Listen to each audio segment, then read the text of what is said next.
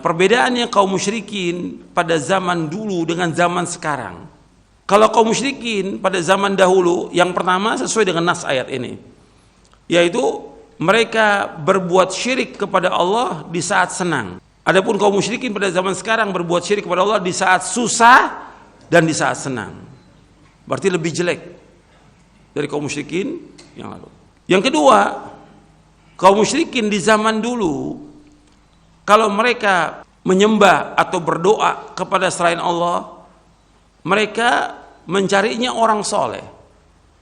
Seperti yang sudah saya jelaskan tentang awal terjadinya kesyirikan di muka bumi.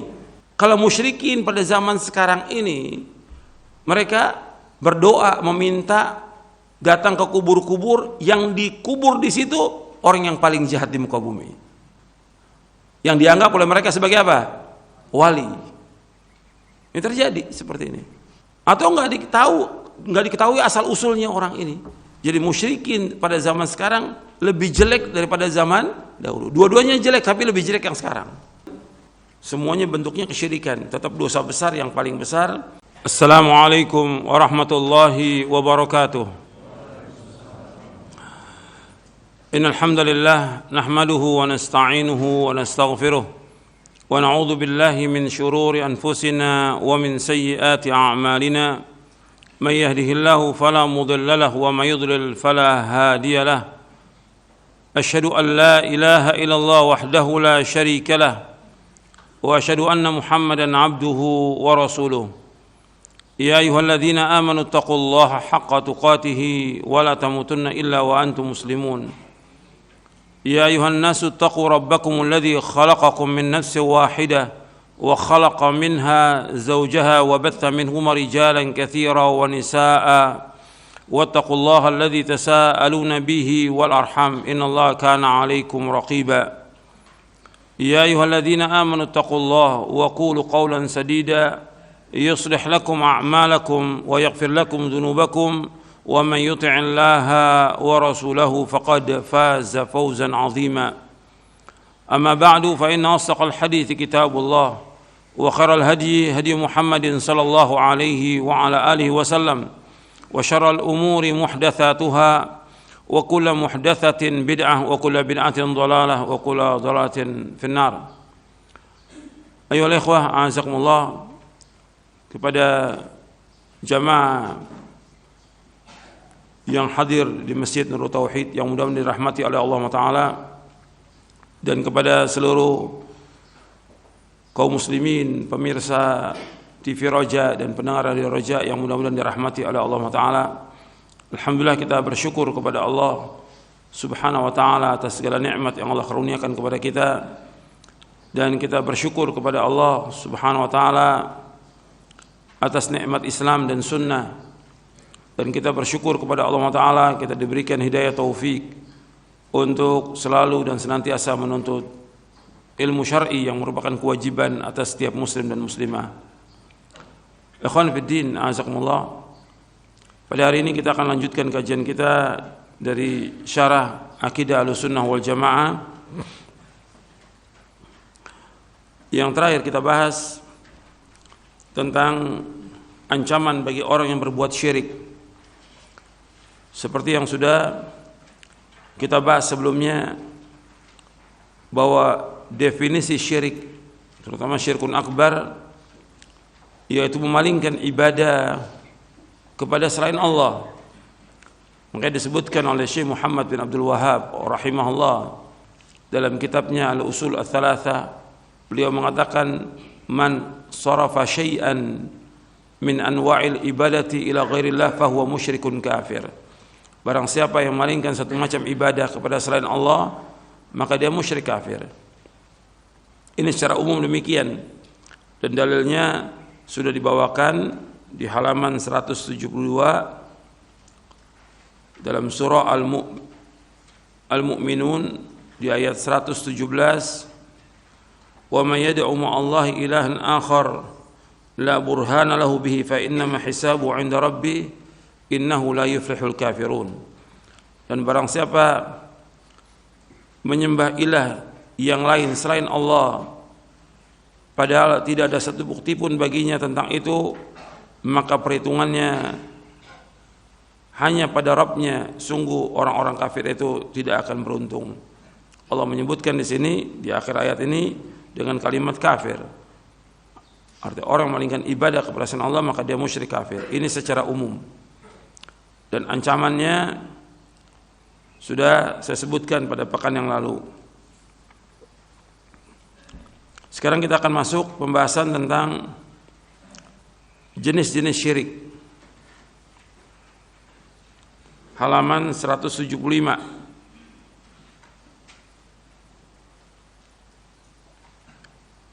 Jadi syirik ada dua jenis. Yang pertama syirkun akbar, yang kedua syirkun asghar. Yang pertama syirik yang besar, yang kedua syirik yang kecil. Syirik besar adalah memalingkan suatu bentuk ibadah kepada selain Allah, seperti berdoa kepada selain Allah atau mendekatkan diri kepadanya dengan penyembelihan kurban atau nazar untuk selain Allah. Apakah untuk kuburan, untuk jin, syaitan dan lainnya,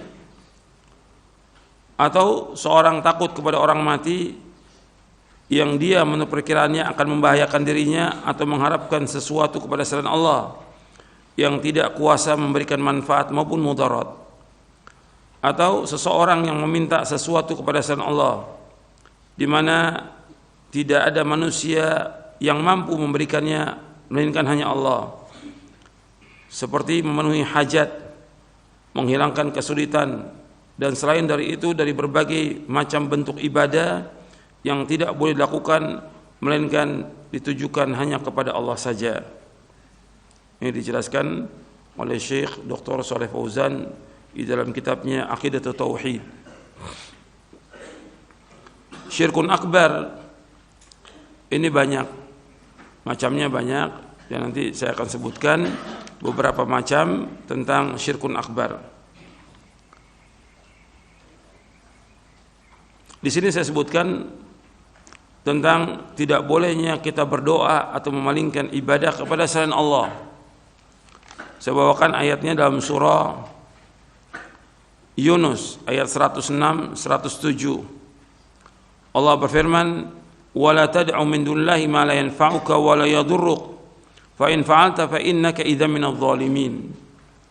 Wa in yamsaska Allah bidurrin fala kashifa lahu illa hu, wa yuridka bi khairin fala radda li fadlihi, yusibu bihi man yasha'u min ibadihi wa huwal ghafurur rahim."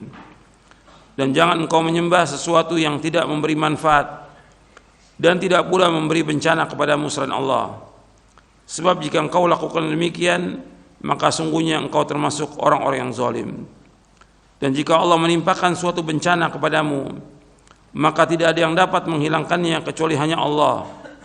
Dan jika Allah menghendaki kebaikan bagi kamu, maka tidak ada yang dapat menolak karunia-Nya. Allah memberikan kebaikan kepada siapa yang Allah kehendaki di antara hamba-hambanya, dan Allah itu Maha Pengampun dan Allah Maha Penyayang. Di ayat ini Allah menyebutkan wala tad'u min dunillahi ma la yanfa'uka wa la yadurruk fa in fa'alta fa innaka idzan minadh dhalimin. Ayat ini, khitab ayat ini kepada Nabi Muhammad sallallahu alaihi wasallam. Jangan engkau berdoa, jangan engkau meminta, jangan engkau beribadah kepada selain Allah. Apa-apa yang tidak bisa memberikan manfaat kepadamu dan juga tidak membahayakanmu. Jika engkau lakukan maka engkau termasuk orang-orang yang zalim. Maksudnya minal zalimin di sini minal musyrikin. Engkau termasuk orang yang zalim, maksudnya termasuk orang-orang yang berbuat syirik. Karena di dalam Al-Qur'an Allah menyebutkan inna syirka la zulmun azim. Sesungguhnya syirik itu kezaliman yang amat besar. Wa iyam saskallahu bidurrin fala kashifa lahu illahu. Apabila Allah mengenakan kepada engkau bahaya, maka tidak ada yang dapat menghilangkan bahaya itu kecuali Allah. Apa aja? Apakah penyakit, kesulitan, kesusahan, kefakiran, bencana, malapetaka, dan yang lainnya, tidak ada yang dapat menghilangkan kecuali hanya Allah. Wa yuridka bi khairin, apabila Allah menghendaki kepada kamu kebaikan, fala radda li fadlihi, maka tidak ada yang dapat bisa menolak karunia-Nya. Yusibu bihi man yasha'u min ibadihi, Allah memberikan kebaikan kepada siapa saja yang Allah kehendaki dari hamba-hambanya. Wa huwal ghafurur rahim, dan Allah itu Maha Pengampun dan Penyayang. Faedah yang dapat kita ambil dari ayat ini, yang pertama, berdoa kepada selain Allah adalah syirkun akbar. Faedah yang dapat kita ambil dari dua ayat ini, berdoa kepada selain Allah adalah syirkun akbar, syirik yang besar. Yang kedua, kewajiban mengesahkan Allah dalam beribadah. Yang kedua, kewajiban mengesahkan Allah dalam beribadah kepadanya.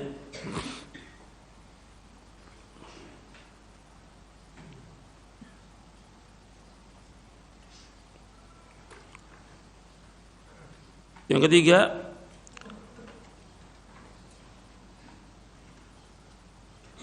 tidak ada yang dapat mendatangkan manfaat ataupun menolak bahaya kecuali hanya Allah. Tidak ada yang dapat mendatangkan manfaat atau menolak bahaya kecuali hanya Allah. Rasulullah SAW, kalau beliau berdoa kepada selain Allah, Rasulullah SAW, kalau beliau berdoa kepada selain Allah, maka beliau termasuk orang yang zalim, yakni orang musyrik. Bagaimana dengan orang-orang selain beliau? Ini bentuknya pertanyaan. Rasulullah SAW, kalau beliau berdoa kepada Allah, maka dia termasuk orang yang zalim sesuai dengan ayat ini, yakni musyrik. Lalu bagaimana dengan orang-orang selain beliau? Kalau Nabi aja SAW yang manusia yang paling baik, kalau beliau berdoa kepada selain Allah dikatakan zalim atau musyrik, apalagi selain Nabi SAW. Yang kelima, kesyirikan termasuk kezaliman, bahkan merupakan kezaliman yang sangat besar. Kesyirikan termasuk kezaliman, bahkan merupakan kezaliman yang sangat besar. Kemudian yang keenam ini hampir sama dengan yang ketiga, yaitu yang dapat mendatangkan manfaat dan menolak bahaya hanya Allah, dan ini merupakan kekhususan bagi Allah Azza wa Jalla. Yang dapat mendatangkan manfaat dan menolak bahaya hanyalah Allah, dan ini termasuk kekhususan bagi Allah Subhanahu wa taala.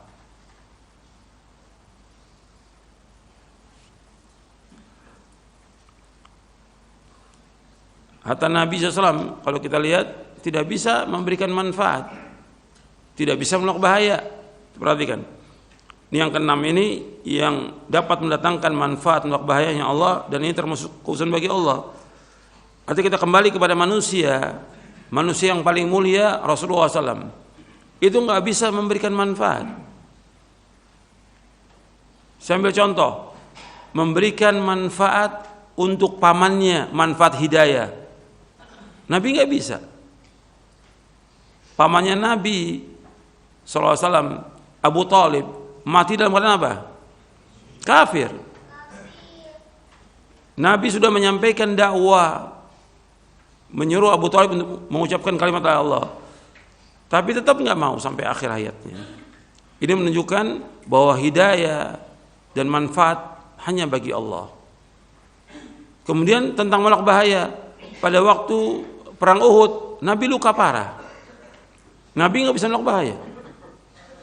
Luka parah Nabi. Kepalanya luka parah, begitu juga giginya ada beberapa yang tanggal.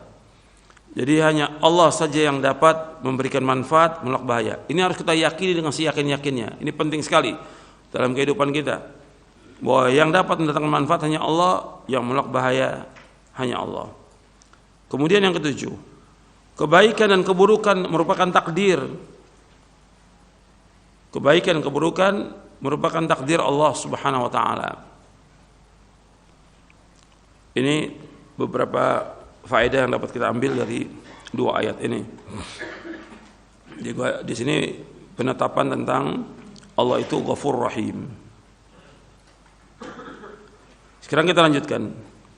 Syirik besar dapat mengeluarkan pelakunya dari agama Islam dan menjadikan kekal dalam neraka jika ia meninggal dunia dalam keadaan musyrik dan belum bertaubat daripadanya. Saya ulangi, syirik besar dapat mengeluarkan pelakunya dari agama Islam. Itu lihat di halaman 176. Syirik besar dapat mengeluarkan pelakunya dari agama Islam dan menjadikannya kekal dalam neraka jika ia meninggal dunia dalam keadaan musyrik dan dia belum bertaubat daripadanya. Karena Allah tidak mengampuni dosa orang yang berbuat syirik. Dan Allah mengampuni dosa selain itu bagi siapa Allah kehendaki. Innallaha la yaghfiru ay yushraka bihi wa yaghfiru ma duna dzalika liman yasha. Kalau dia belum bertaubat, tapi kalau dia sudah bertaubat, diampuni oleh Allah Taala. Tapi kalau sampai dia mati dia tidak bertaubat, maka dia telah berbuat dosa besar, yang paling besar, dan Allah tidak akan mengampuni dosanya dan tempat tinggalnya di neraka. Syirik besar ada banyak. Syirik besar ada banyak. Seperti disebutkan. Sedangkan di sini akan disebutkan 4 macam saja. Yang pertama syirik doa. Yang kedua syirik niat, keinginan dan tujuan. Yang ketiga syirik ketaatan. Yang keempat syirik mahabbah, kecintaan. Yang pertama syirik doa, yaitu di samping dia berdoa kepada selain Allah, ia juga berdoa. Saya ulangi lagi. Pertama syirik doa, yaitu di samping ia berdoa kepada Allah Subhanahu wa taala, ia juga berdoa kepada selain Allah. Dia berdoa kepada Allah, tapi dia juga berdoa kepada Allah. Ini syirik doa. Allah Subhanahu wa taala berfirman, "Fa idza raqibu fil fulki da'u Allah mukhlishina lahud-din, falamma najahum ilal barri idza hum yusyrikun." Maka apabila mereka naik kapal, mereka berdoa kepada Allah dengan penuh rasa pengabdian, ikhlas kepadanya. Tetapi ketika Allah menyelamatkan mereka sampai ke daratan, malah mereka kembali mempersekutukan Allah. Di dalam surah Al-Ankabut ayat 65. Ini Allah menceritakan tentang kaum musyrikin. Kaum musyrikin apabila mereka menaiki perahu dan diombang-ambingkan oleh ombak, maka mereka berdoa kepada Allah dengan ikhlas. Tapi tatkala Allah selamatkan mereka ke daratan, mereka berbuat syirik. Antum perhatikan di sini bahwa kaum musyrikin itu mereka berbuat syirik sesuai dengan nas ayat ini di saat susah atau di saat senang. Saya ulangi lagi. Ya, sesuai dengan ayat ini. Kaum musyrikin itu mereka berbuat syirik kepada Allah di saat susah atau di saat senang. Mereka berbuat syirik kepada Allah di saat senang. Kalau di saat susah, kan di sini fa idza raqibu fil fulki, apabila mereka menaiki perahu, artinya diombang-ambingkan oleh ombak yang besar. Da'ullah mukhlisin. Di saat diombang-ambingkan oleh ombak ini dalam keadaan susah atau senang ini? Susah, sulit. Da'ullah mukhlisin lahuddin. Mereka berdoa kepada Allah dengan ikhlas. Kemudian falamma najahum ilal barri, tatkala Allah selamatkan dia, berarti senang ini, diselamatkan. Idza hum yusyrikun, tiba-tiba mereka berbuat syirik. Berarti mereka berbuat syirik kepada Allah di saat senang. Di saat susah mereka kembali kepada Allah. Nah, perbedaannya kaum musyrikin pada zaman dulu dengan zaman sekarang. Kalau kaum musyrikin pada zaman dahulu, yang pertama sesuai dengan nas ayat ini, yaitu mereka berbuat syirik kepada Allah di saat senang. Adapun kaum musyrikin pada zaman sekarang berbuat syirik kepada Allah di saat susah dan di saat senang. Berarti lebih jelek dari kaum musyrikin yang lalu. Yang kedua, kaum musyrikin di zaman dulu, kalau mereka menyembah atau berdoa kepada selain Allah, mereka mencarinya orang soleh. Seperti yang sudah saya jelaskan tentang awal terjadinya kesyirikan di muka bumi yang Allah sebutkan dalam surah Nuh, Suwa', Yaguth, Ya'uq, Nasr, itu Wad, Suwa', Yaguth, Ya'uq, Nasr, itu semuanya orang-orang soleh. Yang mereka sembah itu orang soleh, termasuk Lata yang disembah oleh kaum musyrikin juga orang soleh. Artinya orang yang baik, yang membuat adonan tepung untuk jamaah haji, meninggal dibuat patungnya disembah, dicari orang-orang yang baik oleh mereka. Atau sama sekali mereka berdoa kepada pohon, batu, tapi nggak ada yang mereka berdoa atau meminta kepada orang yang jahat, orang yang fajir. Kalau musyrikin pada zaman sekarang ini, mereka berdoa meminta datang ke kubur-kubur, yang dikubur di situ orang yang paling jahat di muka bumi, yang dianggap oleh mereka sebagai apa? Wali. Ini terjadi seperti ini. Atau nggak diketahui asal usulnya orang ini. Ada orang-orang fasik, ada tokoh-tokoh yang jelas-jelas fasik, nggak sholat, nggak puasa, tapi kuburnya datangin orang, bahkan membenci Islam lagi, membenci Islam. Itu datangi oleh orang. Jadi musyrikin pada zaman sekarang lebih jelek daripada zaman dahulu. Dua-duanya jelek, tapi lebih jelek yang sekarang. Kenapa? Mereka menyembah kepada orang yang jahat, menyembah kepada orang-orang yang membawa manusia kepada kesyirikan dan kesesatan. Mereka sembah. Jadi dua itu perbedaannya. Ya, musyrikin pada zaman dahulu dan musyrikin pada zaman sekarang. Itu dibawakan oleh Syekh Muhammad bin Abdul Wahab dalam kitabnya Kashfus Syubuhat. Beliau menyebutkan demikian. Dia menyebutkan tentang musyrikin pada zaman dahulu dengan sekarang, itu perbedaannya. Kemudian dibawakan keterangan-keterangan, karena ini sudah terjadi kebiasaan seperti ini. Artinya orang membiarkan perbuatan ini. Dan ini perbuatan semuanya bentuknya kesyirikan, tetap dosa besar yang paling besar, yang kita wajib terus mengingatkan. Jadi ini para dai ini harus terus mengingatkan manusia agar mereka berdoa hanya kepada Allah, meminta hanya kepada Allah, dan menunjukkan seluruh bentuk ibadah hanya kepada Allah. Iyyaka na'budu wa iyyaka nasta'in. Hanya kepada Engkau ya Allah kami beribadah, hanya kepada Engkau ya Allah kami mohon pertolongan. Enggak boleh dipalingkan satu macam ibadah kepada selain Allah. Itu yang pertama tentang syirik doa. Dan ini yang banyak dilakukan oleh manusia. Dan ini awalnya seperti yang terjadi pada zaman Nabi Nuh alaihi salam. Awalnya terjadi kesyirikan, ya orang awalnya beribadah dekat kubur, kemudian setelah itu membuat patung-patung, kemudian setelah itu disembah. Dan Nabi SAW itu sangat keras terhadap perbuatan yang seperti ini. Untuk perhatikan, Nabi SAW ini sangat keras terhadap orang-orang yang berbuat seperti ini. Saya akan bawakan dulu tentang syirik doa ini dari kitab Syarah Kitab Tauhid di bab yang ke-20. Di Syarah Kitab Tauhid di bab yang ke-20 tentang sikap keras Rasulullah SAW terhadap orang-orang yang berdoa dan beribadah kepada Allah di sisi kuburan orang soleh. Jadi nanti untuk melihat di Syarah Kitab Tauhid di bab 20 sikap keras Rasulullah SAW terhadap orang yang berdoa dan beribadah kepada Allah di sisi kuburan orang yang soleh. Bagaimana jika orang soleh itu disembah? Ini keras Rasulullah SAW. Jadi beribadah, apakah itu sholat, yang paling besar bagi mereka doa. Mereka berdoa kepada Allah di sisi kuburan orang yang soleh. Tapi lama-kelamaan ini akan menyembah penghuni kubur.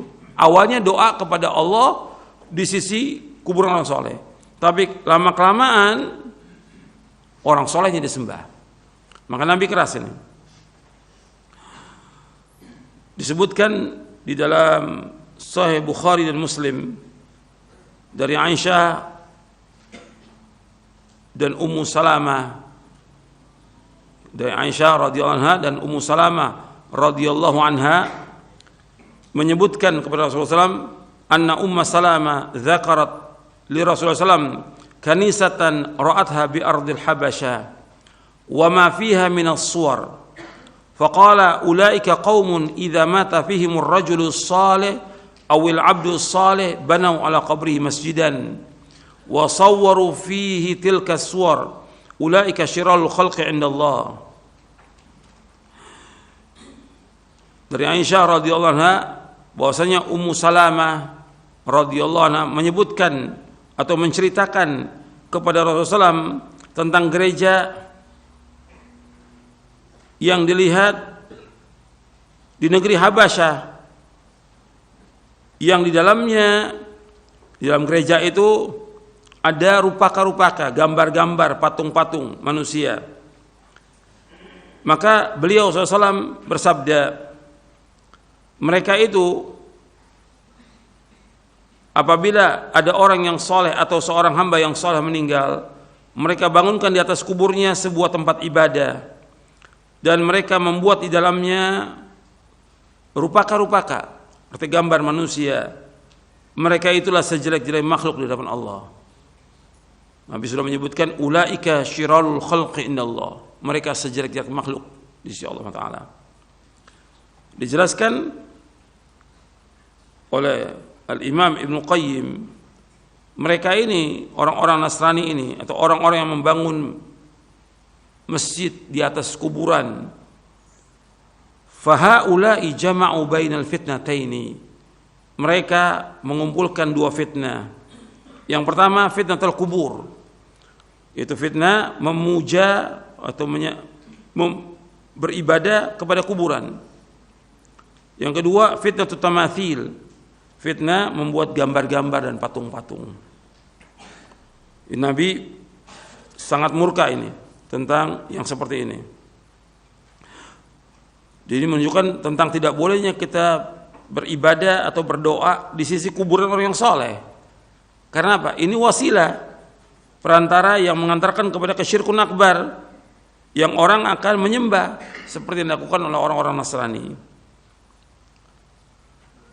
Kemudian Nabi juga menyebutkan tentang orang yang membangun masjid di atas kuburan orang yang saleh, maka dia termasuk orang yang paling jelek atau makhluk yang paling jelek di sisi Allah Taala. Walaupun niatnya baik. Kenapa? Karena ini akan mengantarkan manusia kepada kesyirikan dan kekufuran. Dan kerusakan yang ditimbulkan oleh kuburan orang yang saleh atau kuburan wali, ini kerusakan yang besar. Artinya wajib untuk para dai ini terus mengingatkan manusia. Bahkan Nabi SAW itu 5 hari menjelang wafat, 5 hari menjelang wafat, dalam kondisi yang sudah beliau hampir meninggal dunia, beliau bersabda, la'natullahi 'alal yahudi wan nasara ittakhadhu kubur anbiya'i masajid. Arti Nabi sudah beberapa saat menjelang wafat itu, Nabi bersabda, semoga Allah melaknat orang Yahudi dan Nasrani, mereka telah menjadikan kuburan Nabi mereka sebagai tempat ibadah. Hadis ini sahih riwayat Bukhari, Muslim, Nasa'i dan Ahmad. Nabi terus peringatkan ini, yuhadziru, kata Aisyah radhiyallahu anha, yuhadziru ma sana'u walaula dzalika ubriza qabru ghaira annahu khusya yuttakhadha masjidan. Terus beliau peringatkan yang seperti ini. Beberapa hari menjelang wafatnya, beliau peringatkan agar perbuatan mereka dijauhi, perbuatan orang Yahudi Nasrani. Seandainya bukan karena hal tersebut, niscaya kuburan beliau akan ditampakkan, dikuburkan di Baqi. Hanya saja dikhawatirkan akan dijadikan sebagai tempat ibadah. Jadi ada beberapa hadis yang disebutkan tentang Nabi sangat murka dan marah kepada orang-orang yang membangun kubur sebagai tempat ibadah. Nabi marah karena di sana banyak orang berdoa kepada selain Allah, seperti yang kita lihat sekarang ini. Kubur-kubur, orang datang ke sana untuk minta dan berdoa kepada mereka, meminta kepada mereka. Ini syirkun akbar. Ini syirik doa ini yang paling banyak dilakukan oleh manusia. Sekarang kita masuk yang kedua. Syirik niat. Keinginan dan tujuan, yaitu ia menunjukkan satu bentuk ibadah kepada selain Allah. Allah SWT berfirman, "Man kana yuridul hayatad dunya wa zinataha nuwaffi ilaihim a'malahum fiha wa hum fiha la yubkhasun. Ulaika alladziina laysa lahum fil akhirati illa an-nar wa habita ma sana'u fiha wa batilun ma kanu ya'malun." Barang siapa yang mengendaki kehidupan dunia dan perhiasannya, maka pasti kami berikan balasan penuh atas pekerjaan mereka di dunia dengan sempurna, dan mereka di dunia tidak akan dirugikan. Itulah orang-orang yang tidak memperoleh sesuatu di akhirat kecuali neraka, dan sia-sialah di sana apa yang telah mereka usahakan di dunia, dan terhapuslah apa yang mereka kerjakan. Ini ayat ini dibahas di dalam syarah kitab Tauhid di bab yang ke-37. Di syarah kitab Tauhid di bab yang ke-37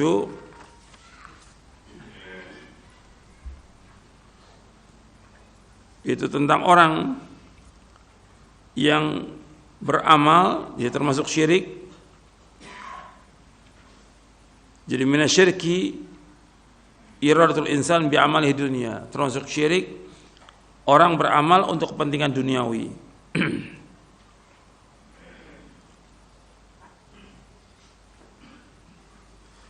Dan di sini ada beberapa contoh yang disebutkan. Jadi orang melakukan amal-amal soleh, tapi sama sekali dia tidak mengharapkan balasannya di akhirat, semata-mata untuk dunia. Contohnya di sini disebutkan dalam amal soleh yang dilakukan oleh banyak orang, dia mengerjakannya karena mengharap wajah Allah, mengerjakannya seperti sedekah, sholat, berbuat baik kepada manusia, meninggalkan kezaliman, dan yang lainnya. Dia lakukan karena Allah, tetapi perhatikan di sini, tetapi dia tidak mengharapkan pahalanya di akhirat. Salatnya karena Allah, dia puasa karena Allah, dia mengeluarkan zakat karena Allah, tapi dia tidak mengharapkan pahala di akhirat. Artinya dia mengharapkan kepada Allah agar Allah membalasnya dari pahala sholatnya, sedekahnya, puasanya, dibalas di dunia. Supaya apa? Supaya dia terjaga, istrinya terjaga, anaknya terjaga, supaya hartanya berkembang. Dia sedekah supaya hartanya tambah banyak dengan sedekah itu. Dia sama sekali nggak berniat bahwa dengan sedekah itu dijaga atau dijauhkan dari api neraka, dimasukkan ke surga. Nggak ada niat itu, nggak ada. Niatnya tetap ikhlas karena Allah, tapi ingin mendapatkan ganjaran apa? Dunia. Maka nggak dapat apa-apa di akhirat. Jadi dia beramal, tidak ada keinginan dia bahwa dengan beramal itu supaya dia mendapatkan nikmat yang besar, yaitu sorga, dan dijauhkan dari api neraka. Mestinya demikian orang beriman. Tapi ini tidak. Makanya Nabi SAW ketika mengingatkan manusia untuk sedekah, Nabi sebutkan agar menjaga diri dari api neraka. Kata Nabi, ittaqin nara walau bisyiqqi tamratin. Jagalah diri kamu dari api neraka meskipun dengan sebutir kurma. Artinya dengan kamu sedekah sebutir kurma itu, niatkan agar kamu terhindar dari api neraka, dimasukkan ke surga. Bukan dengan niat sebutir kurma supaya dapat kurma yang lebih banyak lagi. Bukan. Bukan sedekah dengan uang supaya dapat uang yang lebih banyak lagi, bukan.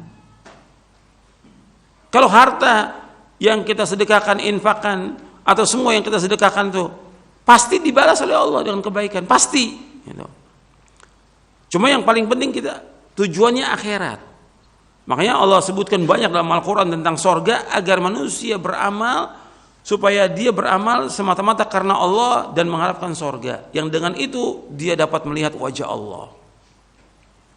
Ini penting dalam kita melakukan amal-amal soleh. Karena banyak orang yang beramal tujuannya untuk dunia. Maka di sini disebutkan, "Man kana yuridul hayatad dunya wa zinataha nuwaffi ilaihim a'malahum fiha wa hum fiha la yukhasun." Barang siapa yang menginginkan kehidupan dunia dan perhiasannya, kami sempurnakan amal-amalnya. Allah balas di dunia dan enggak akan dikurangi. Tapi kemudian di ayat lanjutannya, di ayat 16-nya di surah Hud ini, ulaikal ladzina laisa lahum fil akhirati illan nar. Mereka adalah orang-orang yang tidak ada bagi mereka di akhirat kecuali neraka. Wa habita ma sana'u fiha, dan hapuslah apa yang mereka kerjakan di dunia ini, wa batilu ma kanu ya'malun, dan siapa apa yang mereka telah kerjakan. Jadi dia tujuannya untuk mencari dunia, yang mendorong dia melakukannya itu dunia. Gitu. Tidak ada keinginan sama sekali untuk mengharapkan negeri akhirat yang kekal. Dia tidak berpikiran bagaimana supaya dia terhindar dari api neraka. Kalau kita lihat orang kafir kehidupannya semuanya untuk apa? Dunia. Mereka kerja, mereka dagang, mereka usaha, mereka sekolah, mereka kuliah, mereka semua kehidupannya buat dunia. Itu orang kafir. Kalau orang beriman, tujuan hidupnya akhirat. Dan ini berkaitan dengan iman dan juga berkaitan dengan akal yang waras. Artinya orang beriman, yang dia beriman, kan iman itu 6 rukunnya.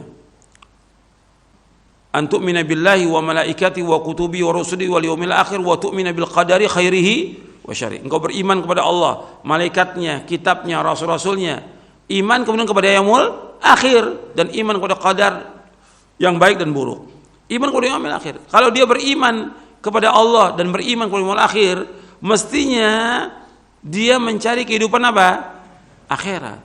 Karena apa? Kehidupan dunia ini kehidupan yang fana, kehidupan yang sementara, kehidupan yang fata morgana. Orang beriman carinya akhirat. Itu orang beriman. Karena apa? Allah merintahkan demikian. Makanya Allah menyebutkan dalam Al-Quran, bal tu'thirunal hayatad dunya wal akhiratu khairu wa abqa. Bahkan kalian lebih mengutamakan kehidupan dunia daripada akhirat. Padahal akhirat itu lebih baik dan lebih kekal. Kalau orang beriman, milihnya akhirat. Kalau dia beriman. Yang kedua, kalau dia berakal. Kalau orang berakal, mesti milihnya kehidupan yang abadi. Kehidupan dunia, kehidupan yang hanya sementara, beberapa tahun aja. 60-70 tahun. Itu kehidupan dunia. Setelah itu habis sudah. Kalau orang berakal, milih kehidupan yang kekal abadi, yang jutaan tahun. Kenikmatan dunia, kenikmatan yang semu. Kenikmatan yang hakiki, yang abadi, sukses yang abadi, itu akhirat. Itu orang yang berakal, yang waras. Ketika orang itu dia mengutamakan dunia dan sibuk untuk dunia, yang pertama dia tidak beriman kepada Allah dan beriman kepada akhir. Yang kedua, akalnya nggak waras. Kalau dia akalnya waras, dia akan pentingkan kehidupan akhirat, bukan dunia. Makanya ketika dia mencari untuk dunia, balasan dunia, maka nggak arti apa-apa. Jadi orang kafir itu seperti itu. Ternyata masih ada juga orang Muslim yang kehidupannya untuk dunia. Orang yang mencari kebaikan dunia dan dia hidupnya untuk mendapatkan balasan dunia, itu akan diberikan bagi siapa yang Allah kehendaki. Man kana yuridul ajilata ajjalna lahu fiha ma nasya' liman nurid. Dalam surah Al-Isra surah 17 ayat 18. Barang siapa yang menghendaki kehidupan dunia, maka kami segerakan bagian dunia bagi orang yang kami kehendaki, kata Allah Taala.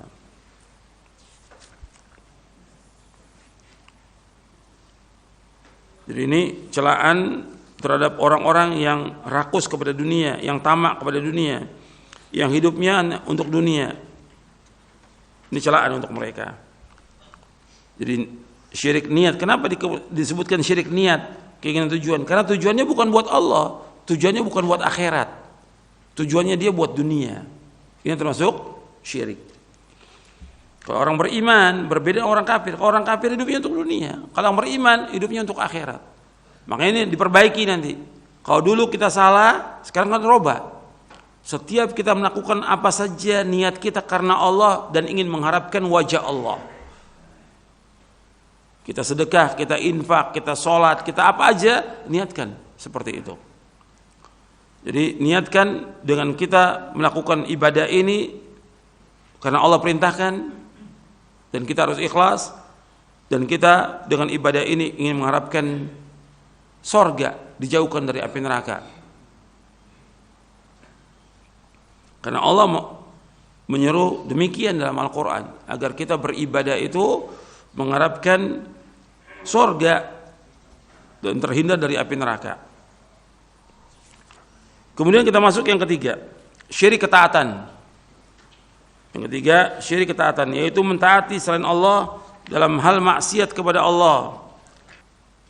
Allah Subhanahu wa ta'ala berfirman, ittakhadhu ahbarahum wa ruhbanahum arbaba min dunillah wal masih ibn Maryam wa ma umiru illa liya'budu ilaha wahida wa ma umiru illa liya'budu ilaha wahida la ilaha illahu subhanahu amma yusyrikun.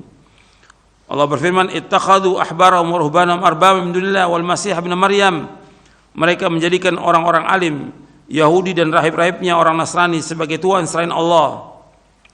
Wal Masih ibn Maryam, dan mereka juga menjadikan Al-Masih sebagai Tuhan, Al-Masih putra Maryam.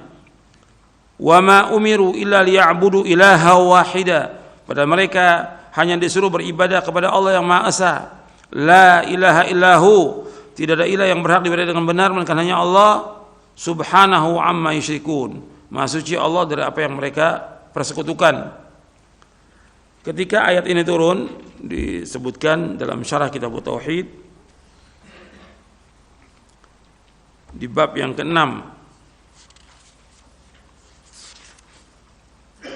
Jadi ketika ayat ini turun, pada waktu itu ada sahabat Adi bin Hatim radhiyallahu an, dia baru masuk Islam. Sebagaimana diriwayatkan oleh Imam At-Tirmidzi, kata Adi bin Hatim, aku pernah mendatangi Nabi SAW dan di leherku ada salib dari emas. Maka beliau bersabda, ya Adi, itrah anka hadzal wathan.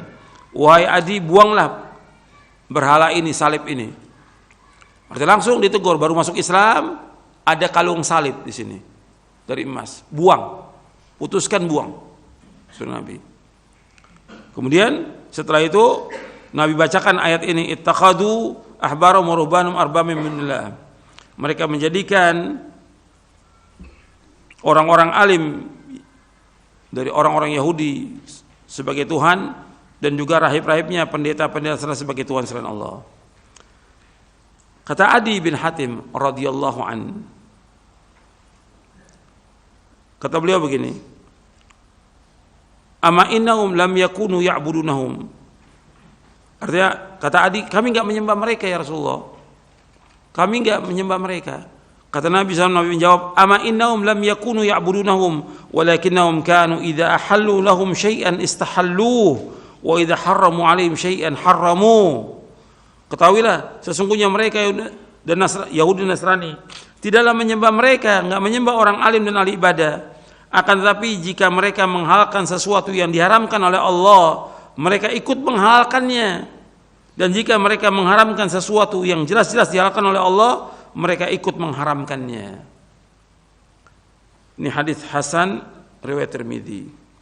Artinya di sini dikatakan syirik dalam ketaatan karena mereka mengikuti para pendetanya. Kalau pendeta ini menghalalkan apa yang Allah haramkan, mereka ikut.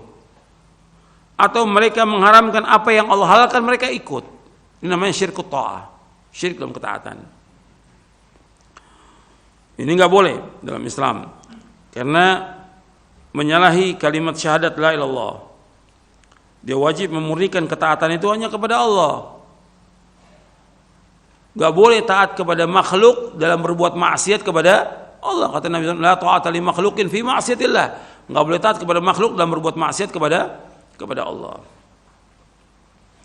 Jadi kita wajib taat murni hanya kepada Allah, tidak boleh yang lain. Ini disebutkan tentang pendeta Yahudi dan Nasrani. Ini kembali kepada kita juga. Kalau umpamanya dia taat mentaati ulama dalam menghalalkan atau mengharamkan, nggak boleh. Ini di dalam syarah kitab Tauhid disebutkan siapa saja mentaati ulama dan umara dalam mengharamkan apa yang dihalalkan oleh Allah atau menghalalkan apa yang diharamkan oleh Allah, berarti dia telah menjadikan mereka sebagai Tuhan selain Allah. Ini syirik dalam ketaatan. Makanya Ibnu Abbas radhiyallahu anhu berkata, ini Ibnu Abbas marah ini kepada orang yang sudah dikatakan sabda Rasulullah SAW, tapi dia telah berkata Abu Bakar dan Umar. Ini sahabat yang mulia, tempatnya di sorga. Tapi kalau sudah dikatakan perkataan Rasulullah, wajib taat. Jangan kemudian kata Abu Bakar begini, kata Umar begini, tetap nggak boleh. Yang wajib diikuti siapa di sini?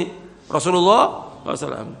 Kata Ibnu Abbas radhiyallahu anhu, yushiku an tanzila alaikum hijaratun minas sama'. Aqulu qala Rasulullah taquluna qala Abu Bakar wa Umar. Aku khawatir bila kalian ditimpa hujan batu dari langit. Aku menuturkan, aku berkata telah bersabda Rasulullah SAW, akan tapi kalian malah mengatakan kata Abu Bakar dan kata Umar. Ini marah. Jadi Ibnu Abbas ini marah kepada orang yang mengatakan demikian. Bahkan dalam riwayat yang lain disebutkan, dalam riwayat Imam Ahmad, tapi sanad ini lemah, arahum sayhalikuna aqulu qala Nabi sallallahu alaihi wasallam wa yaqulu naha Abu Bakar wa Umar. Aku kira mereka akan binasa.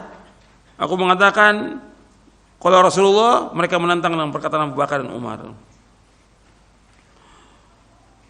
Dan kemudian dibawakan beberapa riwayat dari Abdul Razak dan juga yang lainnya, dan Syekh Masyhur menyebutkan bahwa sanadnya sahih. Jadi ini menentang perkataan Rasul dan perkataan sahabatnya nggak boleh, apalagi kalau sudah ada sabda Rasulullah dipertentangkan dengan perkataan ulama. Kata ulama ini begini, kata syekh ini begini, kata imam ini begini, kata kiai ini begini, nggak boleh. Kalau sudah datang perkataan Rasulullah, kita wajib sami'na wa ata'na. Apalagi sudah perintah, nggak boleh kita langgar, nggak boleh. Karena Allah Taala memberikan ancaman yang keras kalau sudah datang perintahnya Rasulullah, kita wajib untuk taat kepada Rasulullah SAW. Jadi harus kita mentaati Allah dan Rasulnya secara mutlak, karena Allah menyebutkan demikian dalam Al-Quran. Orang yang menyalahi perintah Rasulullah itu akan terkena fitnah dan azab yang pedih. Dalam surah An-Nur, surah 24 ayat 63. Falyahdharil ladzina yukhalifuna an amri an tusibahum fitnatun aw yusibahum adzabun alim. Hendaknya berhati-hati orang-orang yang menyalahi perintah Rasulullah akan terkena fitnah atau azab yang pedih. Terkena fitnah atau azab yang pedih. Dalam surah An-Nur ayat 63. Kemudian dijelaskan di dalam kitab Fathul Majid, syarah kitab Tauhid oleh Syekh Abdurrahman bin Hasan Al-Syekh rahimahullah. Kata beliau begini, arti kemungkaran menolak hadis dengan pendapat ulama telah tersebar, khususnya di kalangan orang-orang yang menyandarkan dirinya kepada ilmu. Artinya mengatakan dia orang berilmu. Mereka membuat penghalang untuk menghalangi manusia dari mengambil kitab dan sunnah, dan mereka menghalangi dari ittiba, mengikuti Nabi SAW, dan dari mengagungkan perintah dan larangan beliau. Di antara cara mereka dalam menghalangi manusia adalah dengan perkataan mereka, tidak boleh berdalil dengan Alkitab dan Sunnah kecuali mujtahid. Sedangkan ijtihad telah terputus, sudah tidak ada lagi.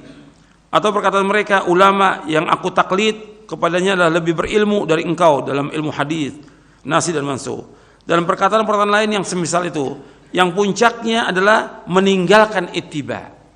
Puncaknya, pokoknya mereka mengatakan itu supaya kita tidak mengikuti Rasulullah SAW. Padahal beliau Rasulullah SAW tidak mengucapkan menurut hawa nafsunya.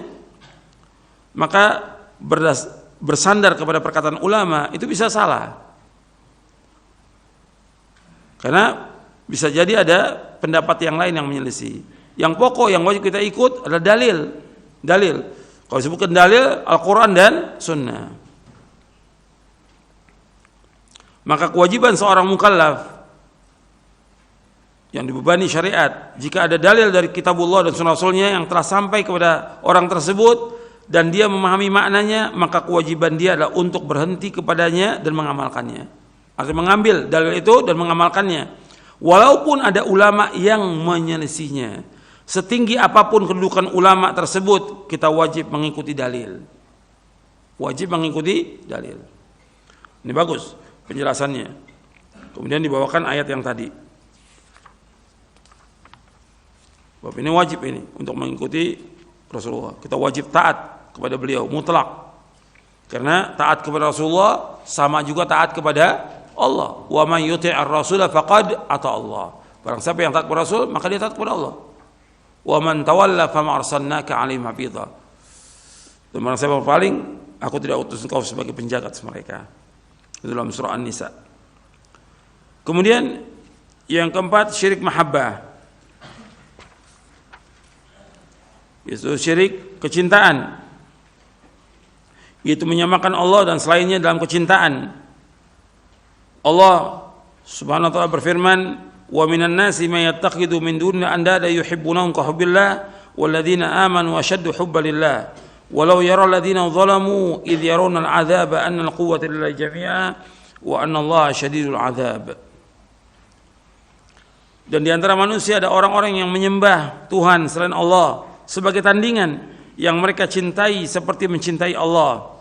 Adapun orang beriman sangat besar cintanya kepada Allah. Sekiranya orang-orang berbuat zalim itu melihat ketika mereka melihat azab pada hari kiamat bahwa kekuatan itu semuanya milik Allah dan bahwasanya Allah sangat berat azabnya, niscaya mereka akan menyesal. Ini tentang ini ada syirik mahabbah ini di dalam syarah kitab Tauhid di bab yang ke-31 disebutkan tentang cinta kepada Allah Subhanahu wa taala. Dan cinta kepada Allah mewajibkan adanya ketundukan dan pengagungan kepada Allah Subhanahu wa taala. Dan cinta kepada Allah Tabaraka wa ta'ala merupakan prinsip agama Islam yang porosnya berputar pada cinta ini. Maka semakin sempurna cinta hamba kepada Allah, semakin sempurna pula agamanya. Dan sebaliknya, semakin berkurang kecintaan kepada Allah, semakin berkurang tauhid seorang hamba. Dan kecintaan seperti ini merupakan ibadah yang harus kita lakukan hanya kepada Allah Subhanahu wa ta'ala. Dan Allah mengabarkan dalam ayat ini surah Al-Baqarah ayat 165 ini, itu Allah menyebutkan wa minan nasi may yattakhidhu min dunil andada yuhibbunahum ka hubbillah walladzina amanu ashaddu hubbalillah. Dan di antara manusia ada orang-orang menyembah tandingan-tandingan selain Allah, mereka mencintainya sebagaimana mereka mencintai Allah. Adapun orang beriman sangat besar cintanya kepada Allah. Kata Syekhul Islam Ibnu Taimiyah rahimahullah menjelaskan tentang sifat orang beriman dalam kecintaan mereka kepada Allah lebih besar daripada orang-orang musyrik. Para ulama menjelaskan tentang tafsir ayat ini. Ada dua pendapat di sini. Yang pertama, mereka mencintai berhala-berhala mereka sebagaimana kecintaan kaum muslimin kepada Allah. Dan kecintaan kaum muslimin kepada Allah lebih besar daripada kecintaan mereka terhadap berhala. Kemudian yang kedua, mereka mencintai berhala mereka sebagaimana kecintaan mereka kepada Allah. Dan kecintaan kaum mukmin kepada Allah lebih besar daripada kecintaan mereka kepada Allah. Dan ini pendapat yang benar. Jadi orang-orang kafir, orang-orang musyrikin, mereka mencintai Allah. Tapi di samping mencintai Allah, mereka juga mencintai sekutu-sekutu yang lainnya. Dan mereka mencintai sekutu mereka lebih besar daripada cinta mereka kepada Allah. Berbeda orang beriman. Kalau orang beriman itu lebih besar cintanya kepada Allah, karena kecintaan orang yang beriman itu ikhlas semata-mata karena Allah Ta'ala. Sedangkan orang musyrikin terbagi cintanya. Jadi orang beriman itu dia wajib mengikhlaskan kecintaan mereka hanya kepada Allah, dan kecintaan ini harus dibuktikan dengan ketaatan, pengagungan seorang hamba kepada Allah dan juga ketaatan. Makanya Allah menyebutkan di dalam surah Ali Imran di ayat 31, "Qul in kuntum tuhibbunallaha fattabi'uni yuhibbukumullah wa yaghfir lakum dzunubakum wallahu ghafurur rahim." Katakanlah, seandainya kamu cinta kepada Allah, ikuti siapa? Ikuti siapa? Ikuti aku, maksudnya ikuti Rasulullah SAW. Niscaya Allah akan cinta kepada kamu, dan Allah akan mengampuni dosa kamu, dan Allah Maha Pengampun dan Penyayang. Artinya ketika orang itu mengatakan cinta kepada Allah, harus dibuktikan. Pembuktiannya dengan apa? Dengan taat kepada Rasulullah SAW, dengan ittiba kepada Rasulullah SAW. Jadi kecintaan mereka itu kepada Allah, orang beriman itu lebih besar karena ikhlas, dan mereka ittiba kepada Rasulullah SAW. Adapun orang-orang musyrik, mereka menyamakan Allah dengan patung-patung dalam kecintaan. Perhatikan, mereka menyamakan Allah dalam kecintaan. Allah nggak ridho seperti ini. Dia harus cinta murni hanya kepada Allah Ta'ala. Orang-orang musyrikin itu tidak pernah ada di antara mereka berpendapat bahwa patung itu bisa menciptakan, nggak pernah ada. Patung, kubur atau yang lain menciptakan, nggak ada. Mereka mengatakan bahwa yang punya hak menciptakan, memberikan rezeki itu hanya Allah. Cuma mereka syirik dalam ibadah. Syirik dalam ibadah. Dan mereka menyamakan dalam kecintaan mereka. Yang mereka cinta kepada Allah, tapi mereka cinta juga kepada selain Allah. Jadi kita wajib mengikhlaskan cinta ini yang merupakan ibadah yang besar. Bahkan ini rukun ibadah yang besar. Rukun ibadah itu ada 3. Kalau syarat ibadah itu ada 2, ikhlas dan ittiba. Tapi rukun ibadah ada 3. Yang pertama cinta, yang kedua takut, khauf, yang ketiga raja. Jadi dia dalam beribadah kepada Allah, maka dia wajib ada kecintaan dia kepada Allah. Dia takut dia kepada Allah dan juga mengharap hanya kepada Allah Subhanahu wa taala. Dan ini tentang syirik besar, macam-macamnya nanti bisa dilihat dalam kitab Fathul Majid, syarah kitab Tauhid, atau dalam syarah kitab Tauhid. Ya, saya pikir cukup sampai di sini kajian kita. Jadi pembahasan kita tentang syirik akbar yang kita wajib jauhi, dan kita wajib mengingatkan kaum muslimin agar mereka berhati-hati dari perbuatan syirkun akbar yang dapat menghapuskan amal-amal mereka, menghapuskan amal. Kemudian juga Allah nggak akan mengampuni orang yang berbuat syirik, dan dosa syirik merupakan perbuatan dosa yang paling besar, kemungkaran yang paling mungkar, maksiat yang paling maksiat. Dan orang yang berbuat syirik dan mati dalam keadaan syirik diharamkan oleh Allah masuk ke dalam surganya. Wallahu a'lam. Wa sallallahu Muhammadin sallallahu alaihi wa alihi wasallam.